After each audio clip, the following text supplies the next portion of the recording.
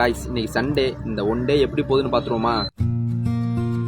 கருங்காலக்குடியில் நமக்கு பிடிச்ச மாதிரி மனமாக ஒரு காலையிலே ஒரு டீ அடிச்சுட்டு அப்படியே அங்கேருந்து நேராக பாய் கடையில் போய் மட்டனை வாங்கிக்கிட்டு அப்படியே நமக்கு தெரிஞ்ச மீன் மார்க்கெட்லேயும் நம்ம அண்ணன் கடையில் போய் மீனையும் வாங்கிக்கிட்டு அப்படியே நேராக வீட்டில் வந்து நம்ம அம்மா கிட்ட கொடுத்தாச்சு. ஸோ கொடுத்த கையோட மனமாக ஒரு டீ கொடுத்தாங்க, அதையும் குடிச்சிட்டு கொஞ்சம் நேரத்தில் நம்ம குளிச்சுட்டு அப்படியே 2 இட்லியை பிச்சு போட்டு நம்ம முக்கியமான ஒரு இடத்துக்கு தான் கிளம்பிட்டோம். சேக்கிப்பட்டியில் மலை மேலே உள்ள முருகன் கோவிலுக்கு தான் போகிறோம். போகிற உள்ள இயற்கையான அழகையும் கிராமத்தையும் பார்க்கும்போது உண்மையாகவே மனசுக்கு அவ்வளோ சந்தோஷமாக இருந்துச்சுங்க.